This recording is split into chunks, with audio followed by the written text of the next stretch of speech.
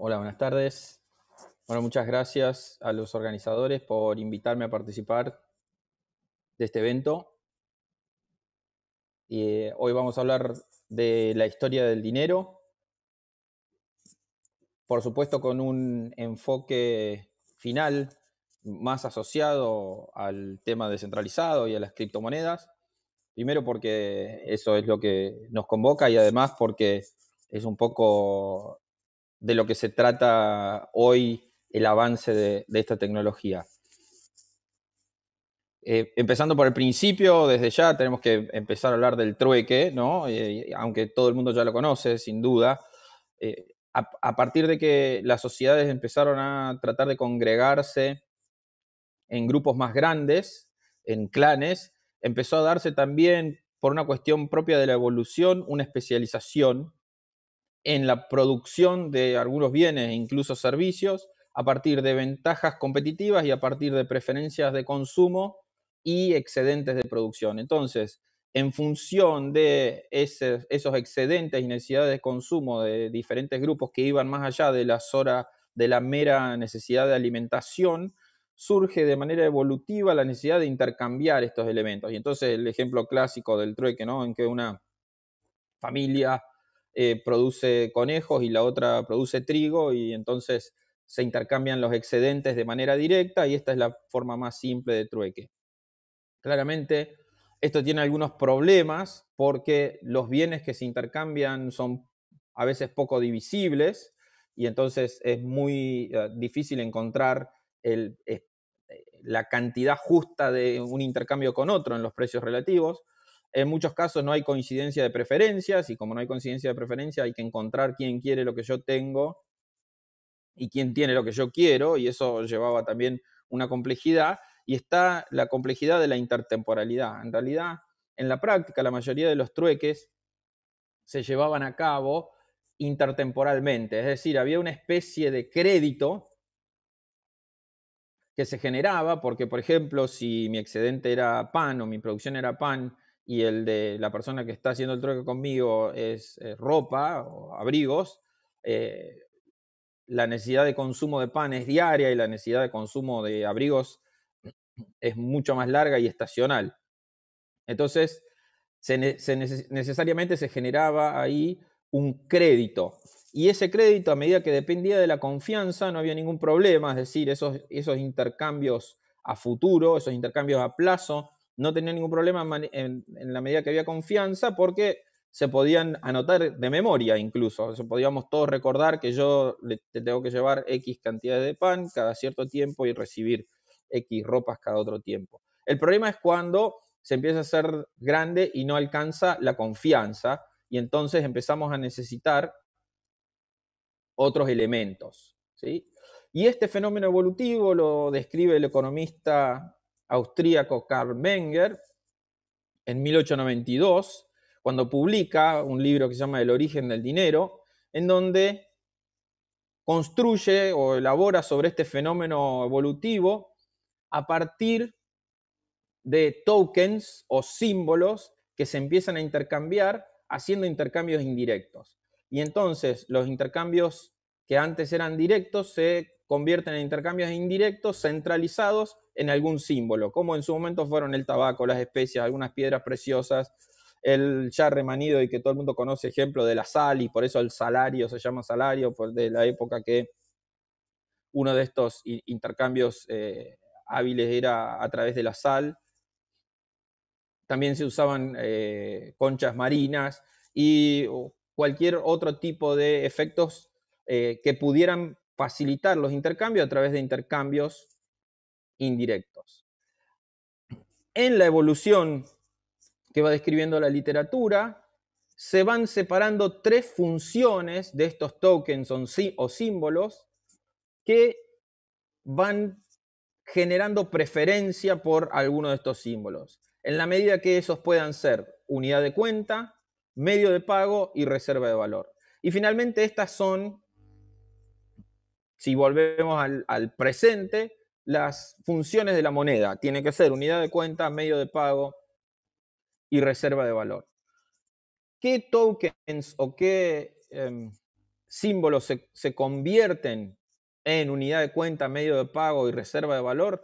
Aquellos que tienen las cualidades suficientes para, de manera evolutiva, ir sirviendo las necesidades naturales de las personas que realizan los intercambios, de la sociedad.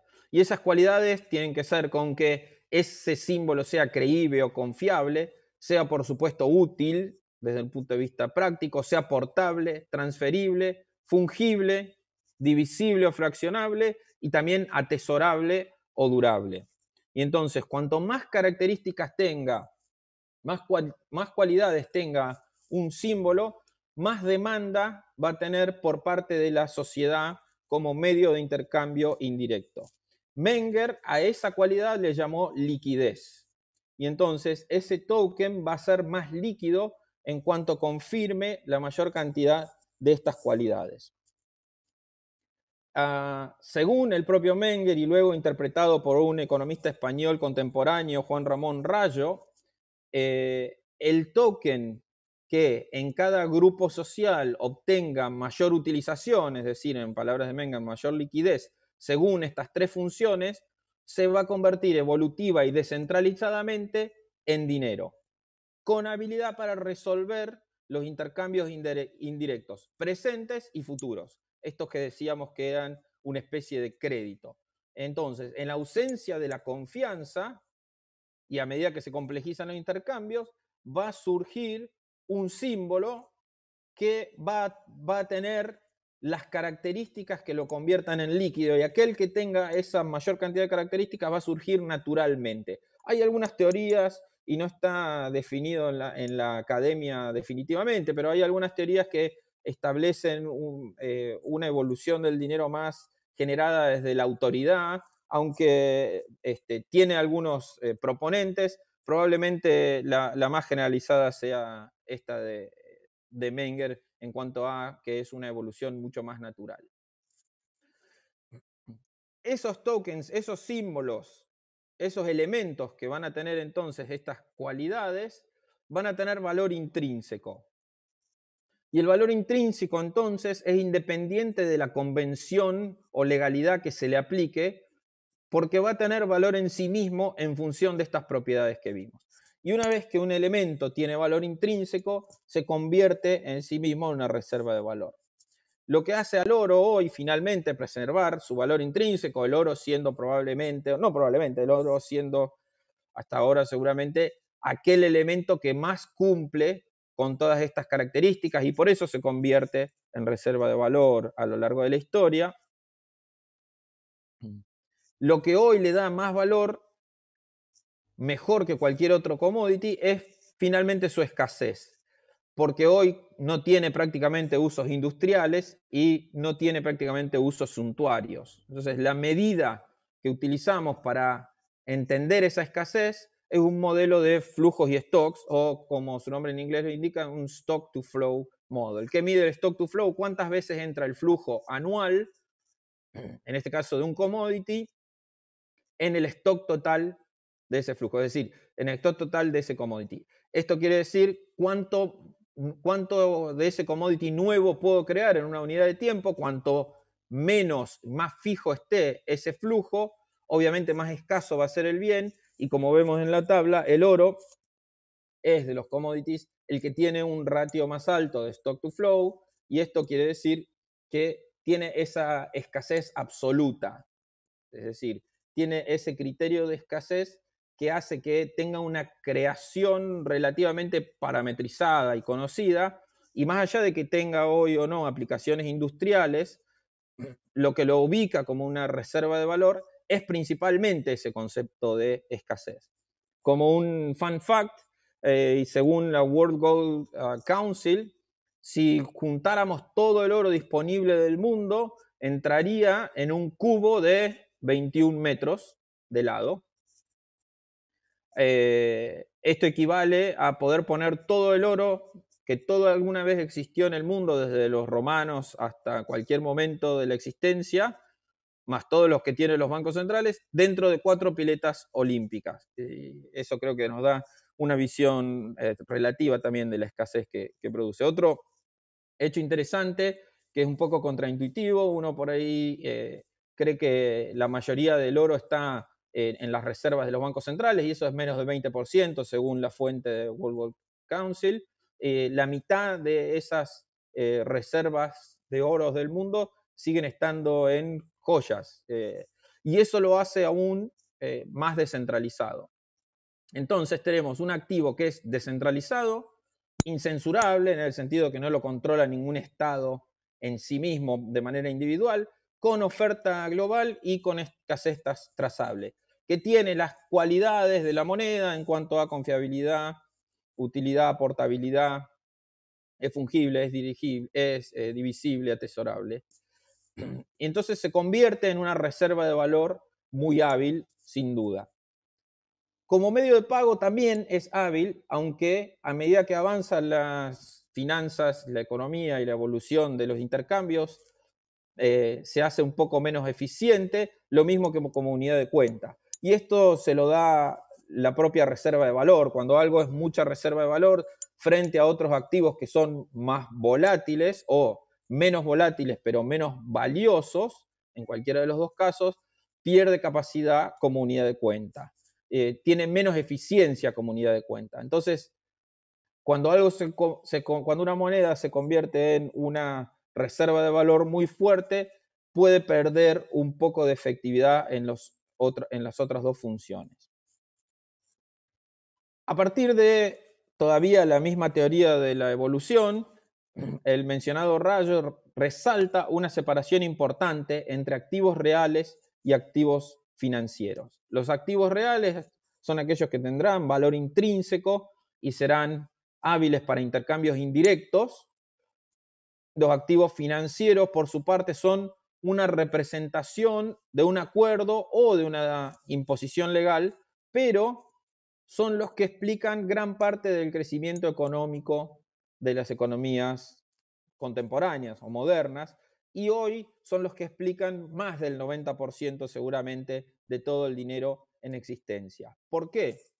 Porque sobre los activos financieros, sobre todo, se perfecciona el concepto de apalancamiento. El concepto de apalancamiento en la economía moderna se sustancia mayormente a partir del fenómeno del apalancamiento bancario, es decir, del multiplicador bancario, es decir, de los sistemas financieros formales, y sustenta gran parte del concepto de crecimiento económico moderno. El concepto de apalancamiento es muy simple en el sistema financiero. Supongamos que hay un gobierno nuevo en un país nuevo y supongamos que no hay ninguna regulación financiera existente, y para simplificar, que las personas depositan todo el dinero que obtienen de los préstamos, lo vuelven a depositar en la cuenta bancaria. Esto en la práctica no es del todo así, y por eso el multiplicador hace que la creación de dinero secundario sea asintótica. Pero para simplificar el ejemplo, si nosotros tenemos un activo real que vale $100 e incluso podemos emitir esos dólares contra ese activo real por ese valor y lo depositamos en el banco lo va a prestar de vuelta en ausencia de cualquier regulación. Esa persona que va a tomar el préstamo lo va a depositar en su cuenta bancaria para facilitar su sistema de pago, y el banco lo va a volver a prestar. Esa otra persona lo va a depositar en su cuenta bancaria para facilitar el sistema de pagos, y así la suficiente cantidad de veces. Supongamos que hay 5 personas que hacen este circuito, y entonces nuestra economía va a tener en realidad 500 pesos más los 100 de valor real o dólares, y vamos a funcionar, hacer trading, importar, exportar, comprar por valor de 600, cuando solamente de activos reales teníamos 100. Es decir, el apalancamiento genera naturalmente, y a partir de los sistemas financieros bien regulados, un crecimiento económico que ha sido exponencial en la última época, digamos, hablando de probablemente desde los últimos 200 años, pero especialmente en los últimos 50 años, muy exponencial.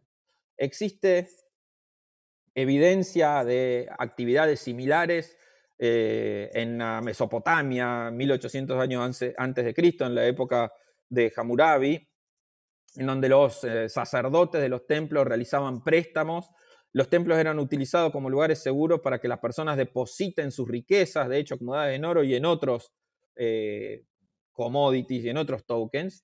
Y de hecho, esta piedra que vemos acá es un contrato que establece una tasa de interés y por un préstamo.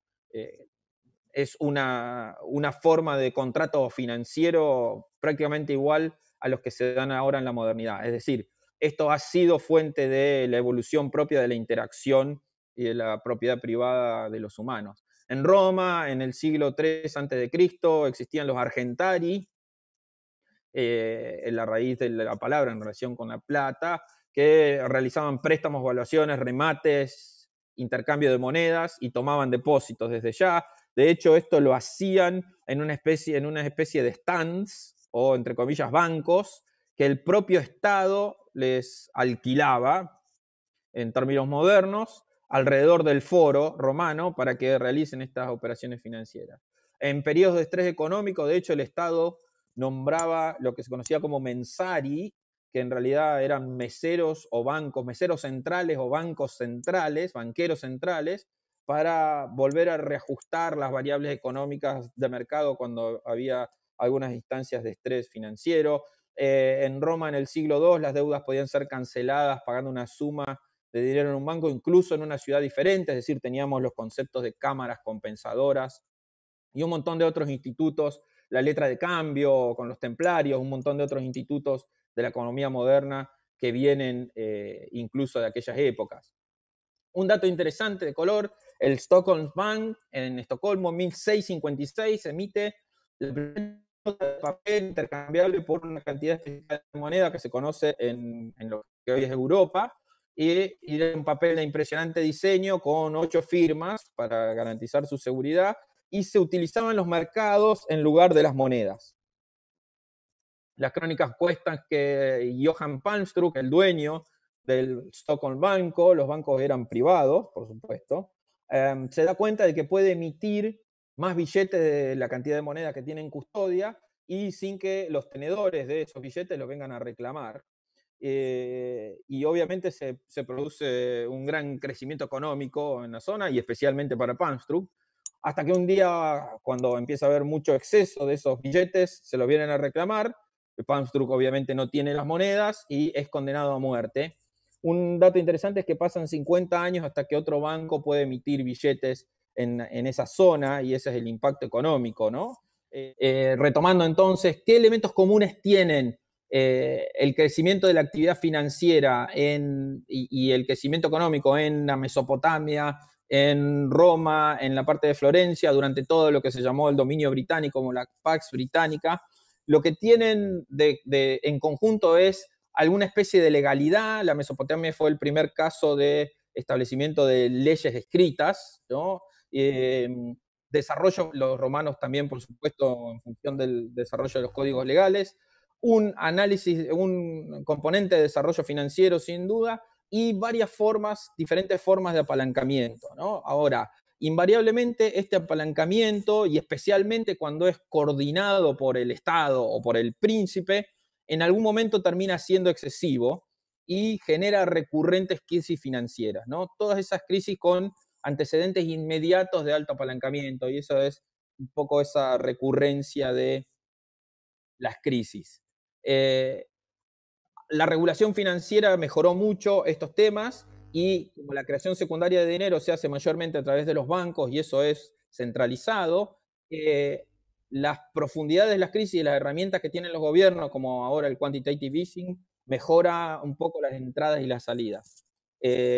Lamentablemente el corte nos dejó con un poco menos de tiempo. Les recomiendo el caso de John Law, quienes a veces lo llaman como el padre de la banca central. Hay un libro de Charles Mackay publicado en 1841, segunda edición 1852, que se llama Extraordinarily Popular Delusions and the Madness of Crowds, que cuenta en detalle el caso de John Law y cómo a partir del apalancamiento logra básicamente fundir un reino de Francia que ya estaba fundido, pero que definitivamente termina de fundirse y genera una de las burbujas especulativas más grandes de la historia a partir de la Compañía de Mississippi. Les recomiendo esa lectura. Durante mucho tiempo la palabra banquero fue considerado un insulto en Francia, luego de este episodio, y de hecho fue uno de los antecedentes de la Revolución Francesa posterior. Eh, ¿Cómo empieza el dinero estatal? A partir del siglo XVIII, los gobiernos comienzan a arrogarse la exclusividad de emitir dinero, incluso la de prohibir que se intercambie por el metal que lo respalda. Gran Bretaña impone durante las guerras napoleónicas lo que se llamó el periodo de restricción, que duró 24 años, que básicamente no permitía la convertibilidad a cambiar los,